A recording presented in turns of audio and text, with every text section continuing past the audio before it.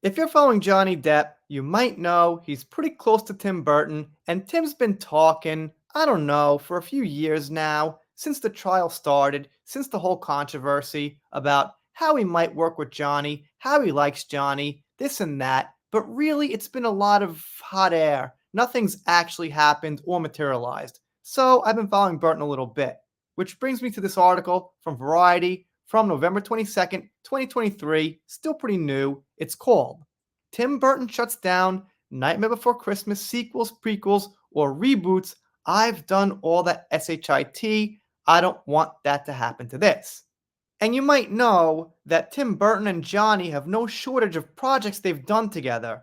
Obviously, Edward Scissorhands, which was one of Johnny's big ones. Fans clamoring for another Nightmare Before Christmas movie should know Tim Burton's vehemently against the idea. The filmmaker who came up with the Nightmare story co-produced the film and created character designs recently told Empire magazine that the stop-motion classic is too important to him to ever create a sequel, prequel, reboot, or movie.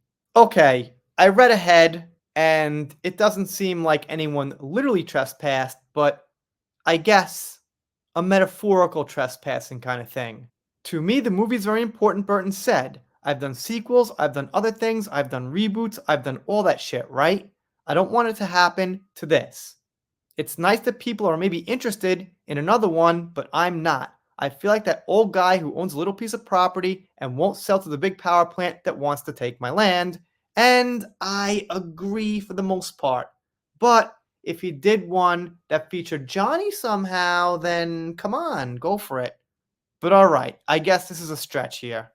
Get off my land, Burton said in a grumpy voice. You pesky little, you ain't getting this property. I don't care what you want to build on it. You come on my property. Where's my shotgun? Okay, so I read that and I actually thought somebody actually trespassed and asked him about the movie.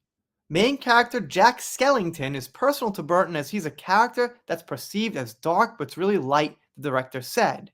Those are kind of things that I love, whether it's Edward Scissorhands, okay, like we said, Batman, characters that have it. It represented all those feelings I had. I was perceived as a dark character when it didn't feel that way, so it was a very personal character.